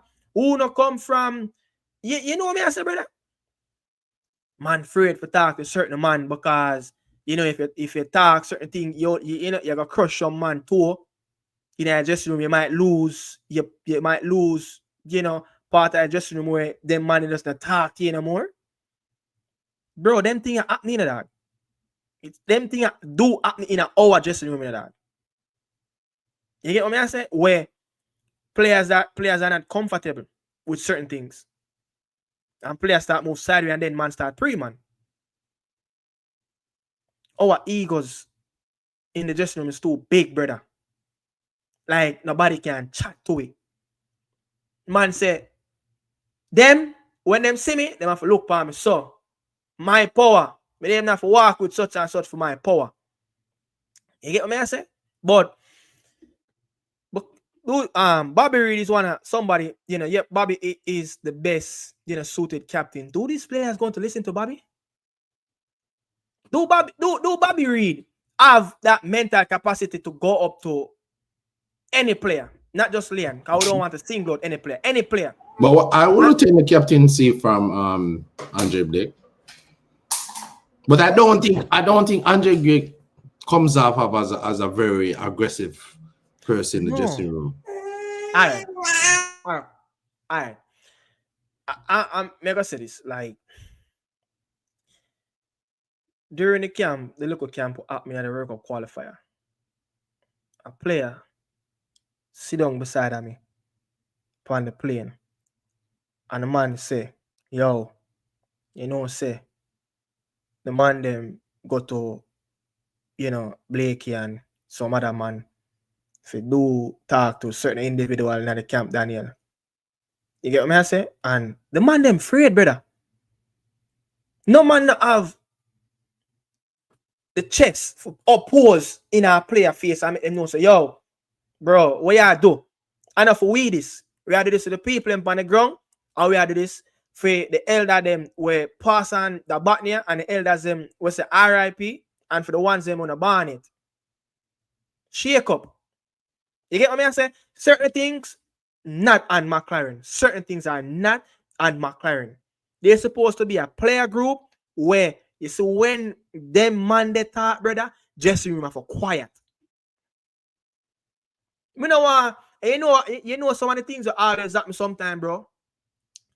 You do have certain players do give off certain thing in the dressing room, have a little bit of arrogance, you have, you know, want to speak out in the dressing room, bro. But him only speak to one side of the room. You see him friend them we circle round there, so in our look order, him back turn to them. One is the player them is like you call them player the weak fence. And them man them have strength for. You get what I say? No man not have the bars to say, yo, watch you, man. No much as you are my brethren, brother, but we have to drop our socks, brother. Make a player know face to face, like, bro, this is why Rai Keane and them man there still one of football greatest leader. One of. You know what I say? One of, brother. He wasn't the most talented player on the football pitch. But guess what? He outworked players. The leadership off the pitch is second to none, brother. You get what I say? Yeah. So we don't really have those players that, no matter who he is, brother. Yeah, Gary never tell us, say, a regular right key, run up in him face and make him know, say, what you do, man? Wake up. Bro, this World Cup campaign, I gonna need that, brother. It now got to boy to get over the World Cup campaign, brother. I went there, I watch a video where I think Mexico and Jamaica see Pepe draft a big boat, brother. Me used to hear about it, but at the first me I see the video, brother. At first me I see the video, brother. Me used to hear about them things and me see a big kung fu go on, brother. Man, I take up stone. Hey, you know what the thing is, brother? You see when things happen on the football pitch, you know, so sometimes a Joe Latibor the first man, brother, for going at the huddle, brother. Joe Latibor, that's that player there. That player is a fighter. Yeah. That's why sometimes I cuss him of who put him on the football pitch and put him in deep water to swim or him have a life jacket. Because he don't have that skill set to play in that position. but he do have the heart to accept that challenge and fight the back and take the backlash, take the criticism. You get what I say? Yeah. In back broad. You see, but it rough, brother. It rough, dog. Like, football, what was football back then, and where all people used to look at football back then, bro. It's like a lot of these new players, the new generation players, money is everything to them. You get what I say? It's like money is everything to them. Like a player start earn some money, and it's like the hunger, bro, if it gets to the next level, it just not dead anymore. You get what I say, bro? And I think also I think Steve McLean have to really find a set of players where he can trust and lead us going forward, and I think he have to figure out the leaders in the dressing room. You get what I'm saying? Yeah. Because as you said, we don't just that quality and technical ability on the field not gonna able to do it, because we're gonna go away some away grounds and we're gonna need players to show up and not hide. You get what I'm saying? So he means a manager, he have his experience and he's supposed to understand and can able to figure out who is the leader in the dressing room. I saw a comment where someone said the players, some players probably don't respect Andre Blake. I don't think they don't respect him. I just think that he's just not the loudest in the dressing room. You get what I'm saying? I think his way of showing leadership is performing on the field. He saved us so many times. You get what I'm saying? So I think that Steve McCartney have to figure out the leaders in the dressing room. And But I don't know if a coach that should be his main job to. I mean, yeah, you're going to figure out who the leader is going to give the captain armband, but there's always that level-headed sets of players that the dressing room going to respect, not by the coach choice. The coach can't force players to respect other players. That respect that will come on from the bigger heads who's going to perform on the football pitch, who's going to die on that football pitch. Why you think? What's that third string goalkeeper name for Man City? Why you think? um, Why you think Pep Guardiola hold on to him so long? Carson, Scott Carson. Why you think Pep Guardiola hold on him so long? He told us like, look, Scott Carson is a massive part in the dressing room, bro. He was a massive part, and especially the success of what City have on the pitch yeah, because of his leadership. You get me? I say? So a coach do have a level of try to implement that, but I think it's down to the players, certain players, to know that I forgot bring this to a different level. Sir Alex Ferguson never forced Roy Keane to do what he did in his career. You get what I say? It wasn't, JT wasn't forced with the coaches. yeah. These players become leaders. These players naturally become a leaders, and they naturally become a leaders, and they naturally wants to win, and they want to successful. You know what I'm saying? But do we have the fight in this group of players? We will know the next when the tough gets rough. We will know. You get what I'm saying? When we go 1-0 down and we're losing, let's see.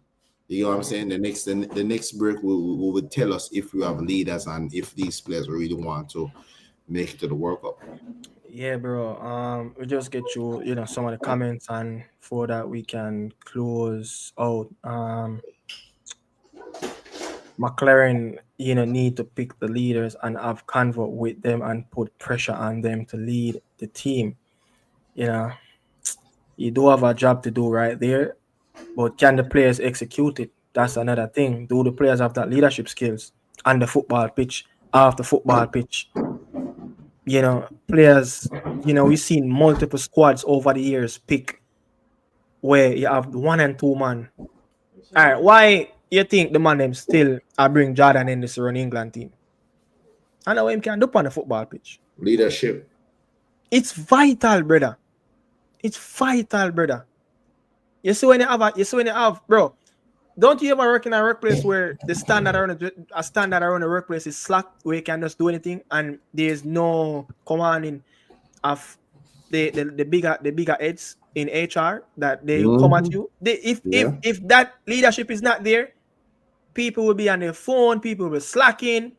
You get what I say? So look at it as a workplace environment where when you go into a workplace environment and it's like, whoa, them boy are strict. Or even a classroom, teacher say, yo, no phone. Every man have to put on them phone. But when you go in one class, the teacher say, put on your phone. Every man say, put it down next minute or two, them they on it again. Because what a teacher they bring off, the people them now feed that energy, they brother, of that teacher going to hold them accountable. But the other teacher going to do that, so they're going to put away their phone. So when our players are not doing the fundamental stuff, bro, and the football pitch as an individual, it really needs shake up, brother. When a coach is not doing the fundamental thing, bro, as a coach, your job, you really need to be questioned. And that's the admin. You really need to question, like, yo, I don't care if you're coming here to bring us to the World Cup, brother. You're in a tournament, bro. You know how disrespectful it was, bro. For see, man, that talk about Jamaica team falling out of the World Cup, the Gold Cup, bro, from group stage. You know, over the years, Daniel, more and more players coming into the team. Where if you look at the team back then to now, the team seems like it's getting bigger and bigger with names. Yeah. Back when before these players came in, yeah, back when you used to have the McClearly, the McInnough, it's that little small portion of Jamaican players, the ones that born abroad, there was a fight in them where there was a togetherness where you could see that. I seen even multiple times, even West Morgan make people know upon the football pitch like, yo, I'm Tono. You get what I say, brother? You see that little team there with West Morgan and man, Joby McInerney and local, oh, the local UK born players there. Them man they have something where that team, yeah, some of them man they really have. But you think they would have it because these players are high quality players, played at much higher level more than a lot of those players. You know what I say? The Demary Gray, the McCleary, you know, the Joby McInnough, those players never really play at a high level in England. Demary Gray did. You understand? Clayton Donald, so these guys, I mean, he my bug, but other more players did it. We can't remember some of their name at this moment. Those players showed a little bit more. Yeah. You know what I say? So and there was a lot more harmony among that team. You know, there was that was an actual team. You know, that wasn't individual. That was a team. that was a team, yeah. You know what I say? And you never used to have none of this nonsense. We are come out of dressing room and players doing all type of nonsense. You never see that players are screech off to go out party, and you know, it was just football. If we just turn up to the tournament when an international break come around, if we don't make it, we don't make it. Yeah. You know what I say? The everything was just normal. Yeah. You know?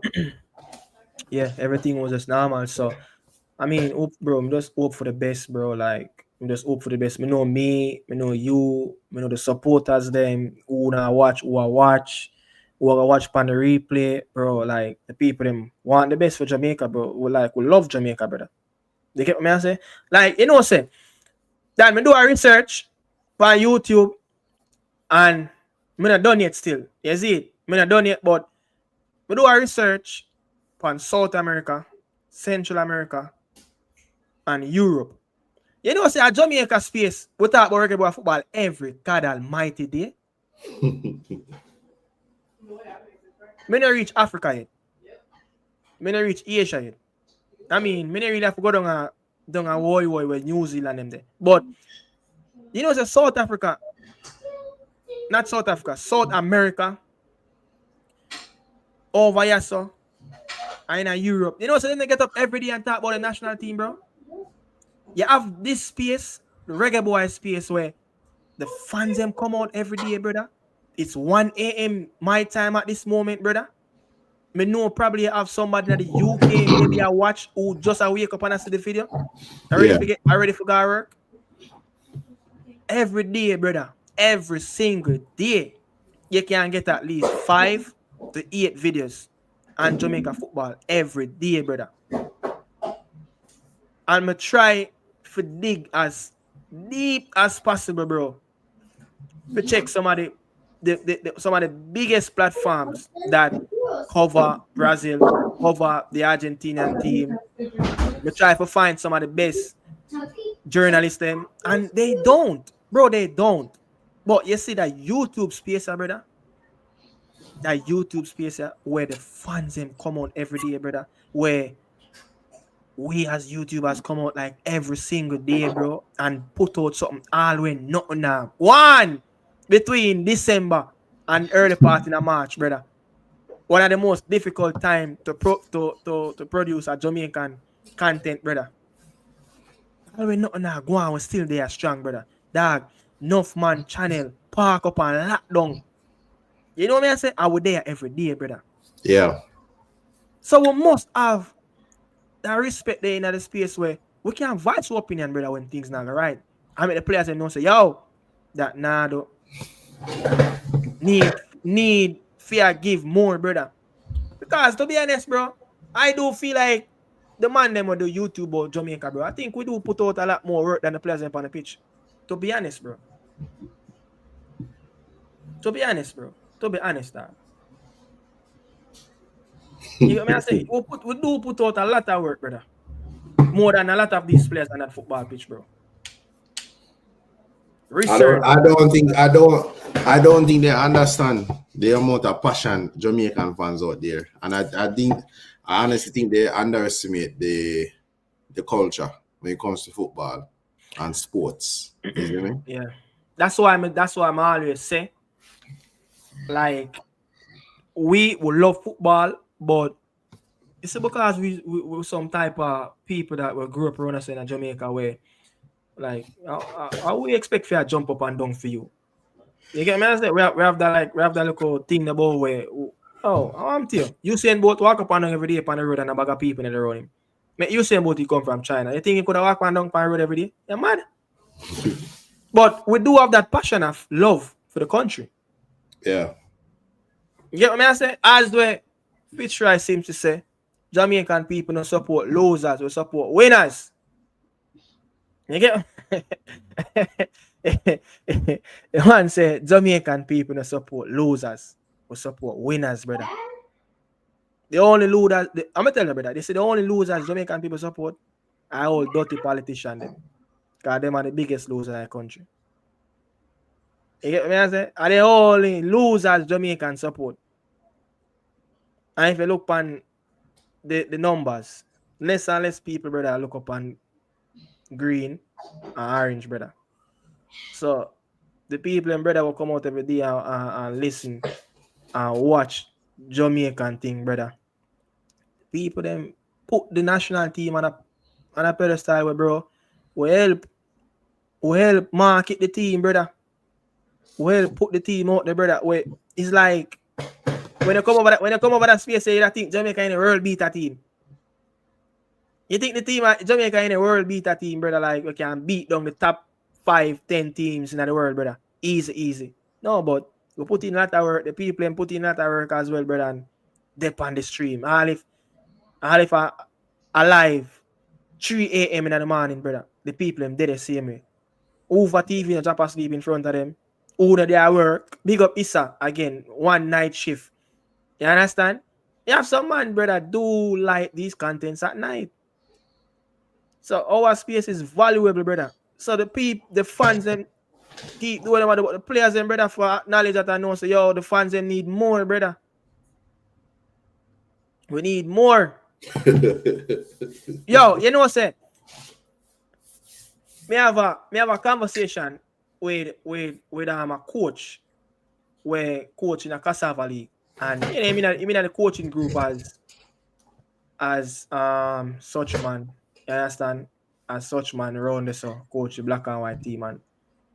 The man them like him must say the conversation with me against some of the man them where in and around the football is like they might give McLaren a chance for the 2 games him. If him they get 6 points him out. So we're gonna wait pan what we're gonna wait pan now or we're gonna wait pan later. Is it wait pan the bus will crash?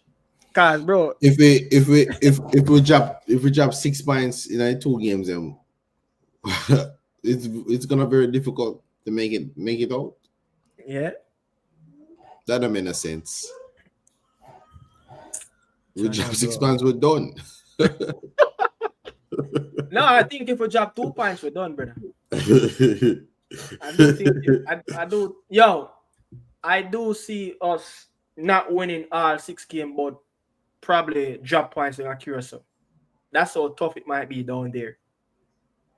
And it's going to be a hell of a job playing Trinidad in Trinidad. It's going to be a Red Sea army in Trinidad.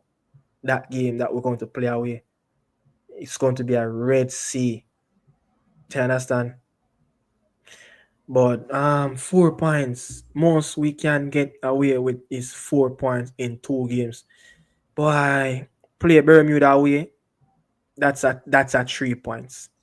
Let's break it down. Play Bermuda away. That's three. That should be straight up 3 points, bro. If we can't get 3 points in Bermuda, we can just pack up and never think about October and November. We can't drop no points at home. So play Trinidad in the next game. Play Trinidad in the next game, brother. It have to be a 3-point game. We can't drop no points, bro. We, Curacao and Trinidad already, I think that like, if we drop 3 points at home or drop any points at home, that would be curtains for the World Cup campaign. But people, bless upon yourself. Thanks for passing through. Started a little bit late, but nevertheless, you guys have a video. You understand? We're there. Big up to each and everybody supporting, the channel, the program itself. I really appreciate everybody. Big up to everybody in the chat. On your way, if you don't like the video, please like the video and do so. You understand? I do think Curacao will lose a match until them buck us. Anybody if beat them, I probably the game at Trinidad. You understand? But yeah, big up to everybody, and in the chat, everybody, watching this on your phone, your computer, you understand, the TV. If you Don't can. forget, subscribe to both channels. We stream. If you're new to the podcast, we're streaming on both platforms. Don't forget to smash a like on. What time is it over there now? It's 1 o'clock, bro. Jesus, what 60 odd people still on there watching. I do have a video to do after this. I do have a Crazy. video to do after this. So big up to the people, man. Really appreciate you guys as well. You understand? Until next time, we will do this again and again and again. One more comment, my time. What? 10:05. 10:05 my time. That means you live on the West Coast. Yeah, that probably Pacific. No, Pacific probably Central time. No, West Coast, man. West Coast, yeah. Yeah, so people, big up on yourself. Thanks for passing through again, man. Really appreciate it. As again, on your way out, whatever platform you on, DFSR, California. You understand? So on your way out, like up the video. Really appreciate it. On your way out, if you're not subscribe to the channel so you can get your daily updates on what is going on with the Nick and that podcast and the people. Yes, all of it. Until next time, 106. I'm out.